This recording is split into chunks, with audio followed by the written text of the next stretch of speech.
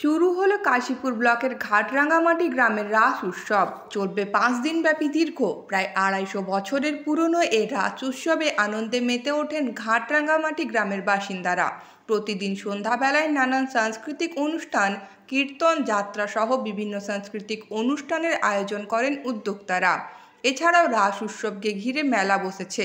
পুজো কমিটির উদ্যোক্তাদের পক্ষ থেকে সমীর গোস্বামী জানান, দীর্ঘ প্রায় 250 বছরের প্রাচীন এই পুজো গ্রামের মূল পুজো, তাই সকলে মিলে একসাথে আনন্দে মেতে উঠি আমরা এই পুজোর কয়েকদিন।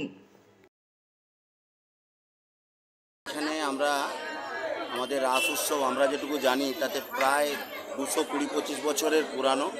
আমাদের পূর্বপুরুষরা আজ থেকে 7 পুরুষ আগে এখানে এসেছিলেন, সম্ভবত হুগলি জেলার খন্যান থেকে। সেই খন্যান থেকে আসার পরে ওনারা এখানে এই মন্দির প্রতিষ্ঠা করেছেন। এই মন্দিরের বয়স আনুমানিক প্রায় 220-25 বছর।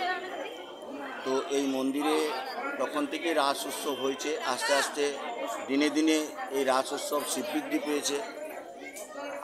পরিবর্তনের সঙ্গে সঙ্গে রাস উৎসবের ধারে এবং ভারে আমরা পুরো আন্তরিকভাবে এটাকে চেষ্টা করেছি যতটা সম্ভব আগিয়ে নিয়ে যাওয়ার।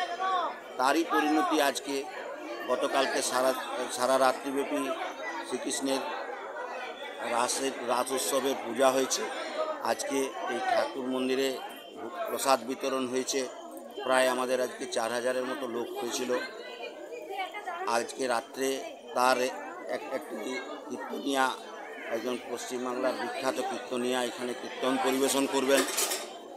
আবার তারপরে সাংস্কৃতিক অনুষ্ঠান আছে ছেলেদের অনেক রকম। কালকে এবং পরশুদিন গ্রামের ছেলেদের দ্বারা আয়োজিত দুটি যাত্রাপালা হবে। তারপরে একদিন রাত্রে অর্কেস্ট্রা দিয়ে শেষ হবে।